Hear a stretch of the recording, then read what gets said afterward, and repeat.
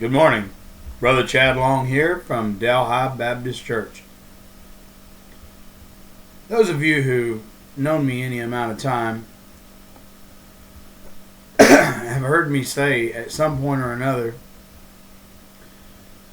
that if your faith in the Lord Jesus Christ was based upon your knowledge of Deuteronomy, or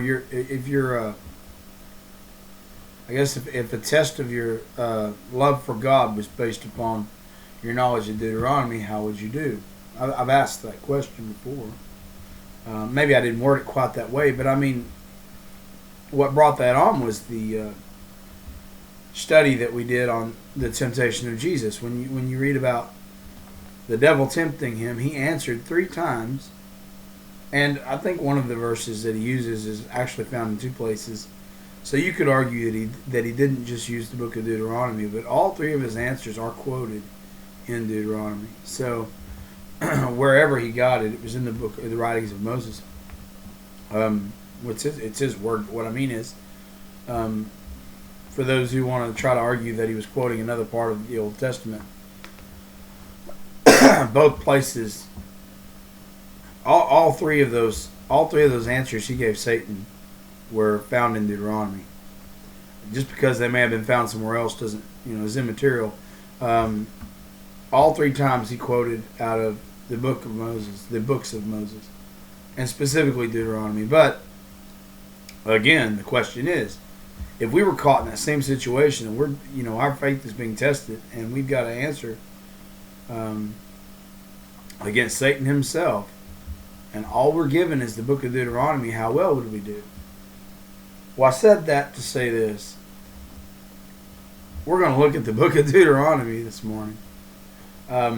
If we have time, we may glance at a passage from Acts, but the main focus will be Deuteronomy chapter 8. So I should have said that first to give you time to turn there while I chatter, but it won't take long to find. The Old Testament books start with the books of Moses: Genesis, Exodus, Leviticus, Numbers, and Deuteronomy. So it's the 5th book of the Bible. Deuteronomy chapter 8 is where we're at, and we will pick up in verse 10. The Bible says, and I hope you found that, but if not, find it pretty quick. Deuteronomy 8:10 says, "When thou hast eaten and art full, then shalt thou bless the Lord thy God for the good land which he hath given thee." I noticed that he told them after they had eaten to bless him. Americans, if they bless food at all, or bless God for the food, or thank God for the food, or however you want to word that, if they do it at all, it's before they eat. And that's good. There's nothing wrong with thanking God for your food.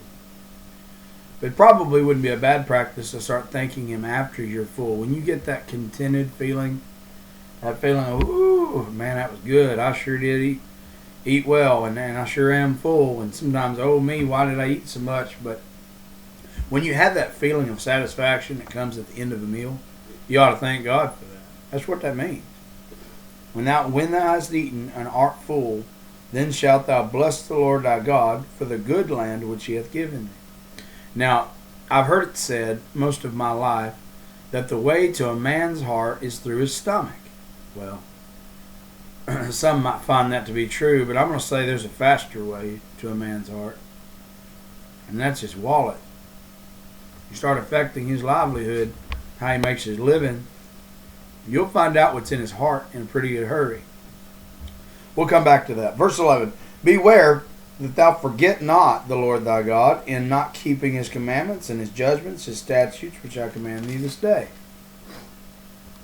Lest when thou hast eaten and art full, and hast built goodly houses and dwelt therein, and when thy herds and thy flocks multiply, and thy silver and thy gold is multiplied, and all that thou hast is multiplied, then thine heart be lifted up, and thou forget the Lord thy God, which brought thee forth out of the land of Egypt from the house of bondage." Now, if you're reading this with me and you're thinking, okay, maybe God did provide the food and make me full. Maybe God did provide the multiplication of my flocks and my cattle, and Maybe the Lord did multiply my silver and my gold, and maybe He did make me rich. But He didn't pull me out of no Egypt. Don't forget that while it was a fact for the people in Moses' day, it was a metaphor for everybody else. It's a metaphor for you and me. He brought us out of the bondage of sin, and that's the point. So if you're studying this anytime after that generation that was there, it's like talking about slavery to this day.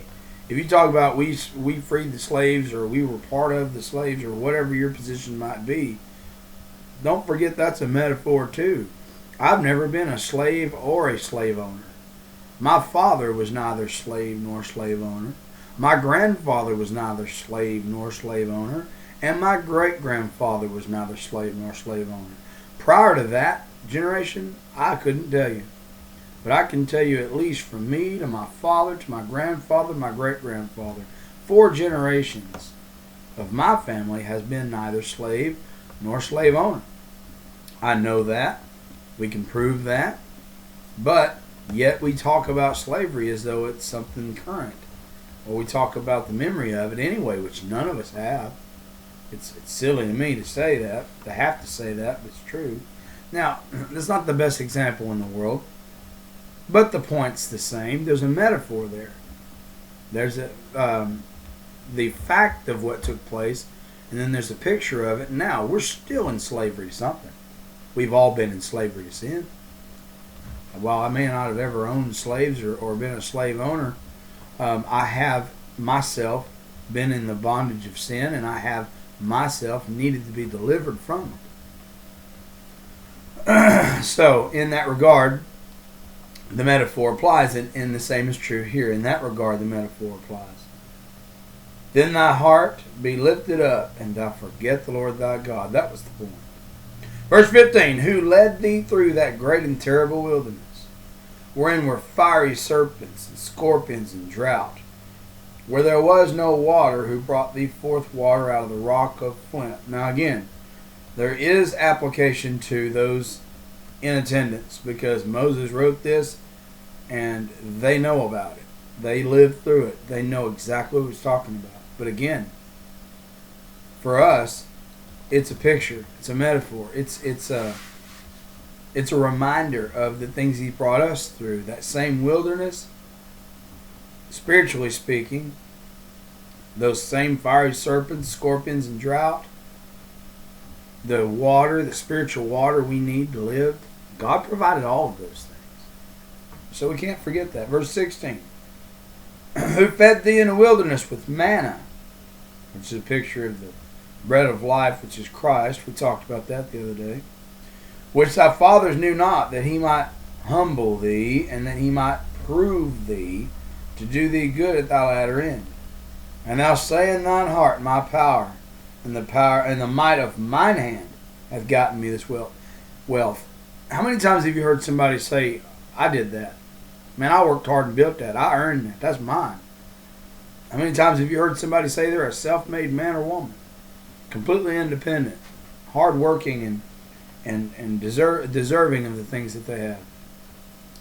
Well, there's a danger in that. Verse 18, but thou shalt remember the Lord thy God, for it is he that giveth thee power to get wealth, that he may establish his covenant, which he sware unto thy fathers, as it is this day. I've said many times in the pulpit, many times, that it's God who gives us the strength and ability and the air we breathe to do anything we do. So it might have been by the sweat of your brow and the work of your hand and the soreness of your back. But who gave you that ability? At the end of the day, it's always God. Now, why am I bringing this up?